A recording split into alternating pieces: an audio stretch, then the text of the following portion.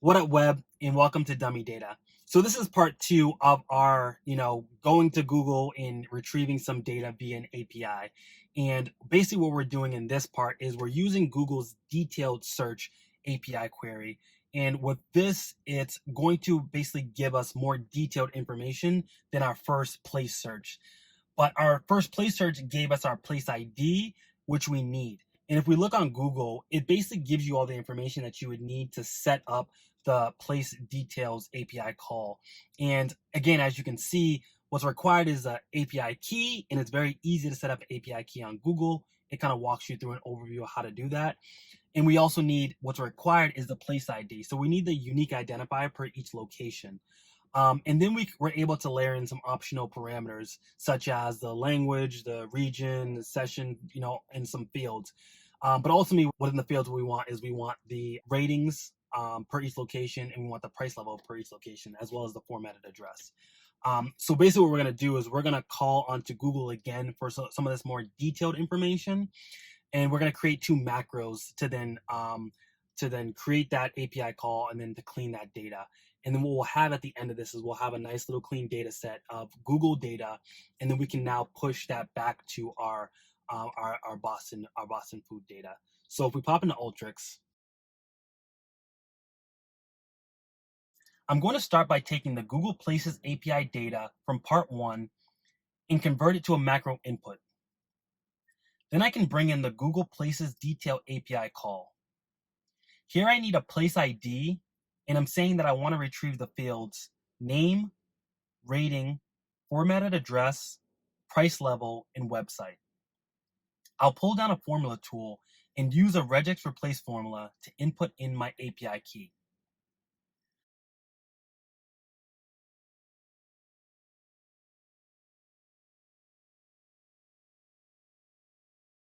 For my main data stream, I'll use a summarize tool to group by the API call, results field, and place ID.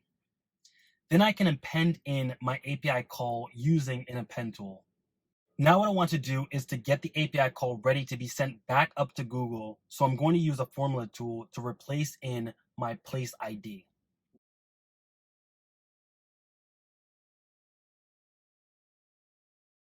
Then I'll pull down a download tool and select my API call.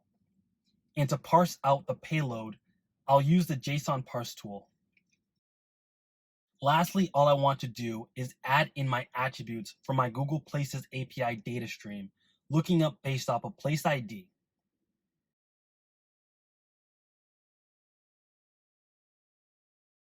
And here's the output from Google. And one of the reasons why I'm just showing the output is to not run the workflow, because Google charges you per usage. So the amount of records that you have, as you push that into Google, it's going to charge you based off of that. So I'm just not trying to run up the bank by just running the workflow.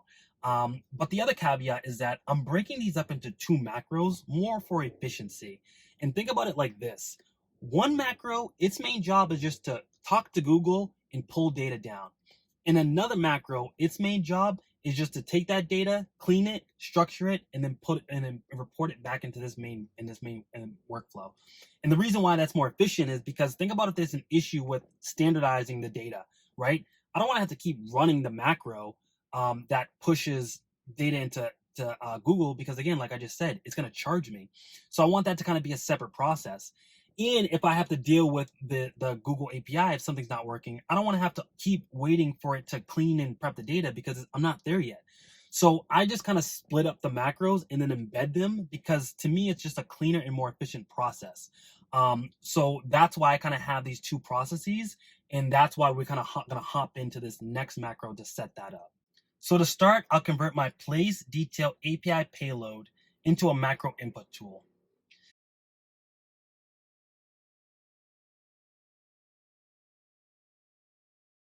I'm going to select my API call and, using a regex tool, parse out the field names.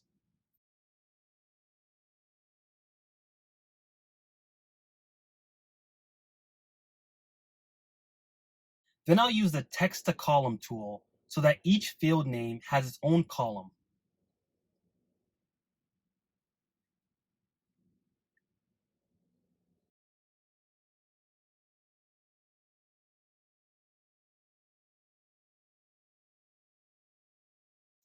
I'll transpose the data set so that my field name columns become one column with the transpose tool.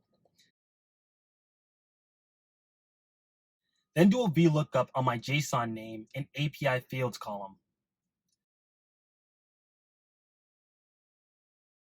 API field names are null, I'm going to exclude those with the formula tool, or basically only include the fields I search Google for.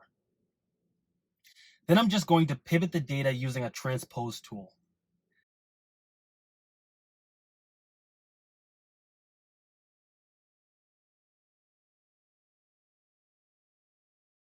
I'll pull down a regex tool to parse out the results, type,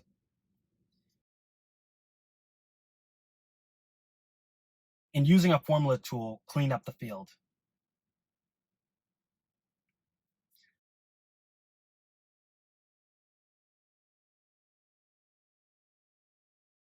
I'm going to summarize the data set using a summarize tool, grouping by each column, then concatenating my name and value fields.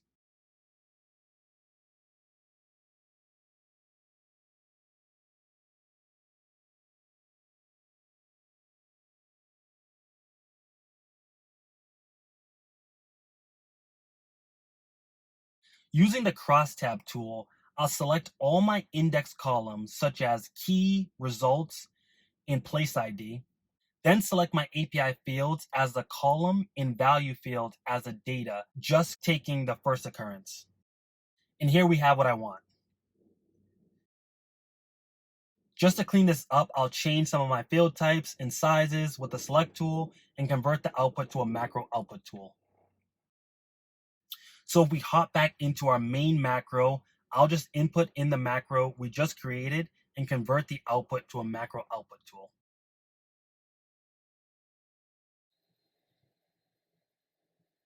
Okay, and that's basically the end of it. So what we've been able to do is we've been able to grab information from Boston Analyze in food license data.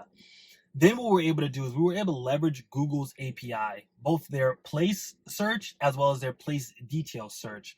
And with that, we were able to get some cool attributes like ratings, ratings total, the price level, and then some more detailed latitude and longitude information. And then we can take this and marry it to our Boston food data, because remember, in our Boston food data, some of those records had 0 for latitude and longitude. So we wouldn't have been able to plot them anyways. So now with using Google or leveraging Google, we have a more robust data set because now we just have more information than what we started with. And we have much more information than what we started with. And now we can start to do some cool analytics. We can start to look at some of these establishments and see if there's any differences using ratings or price level or any of those metrics now that we have. And now we can actually see all of the places because we have all of the latitude and longitude information.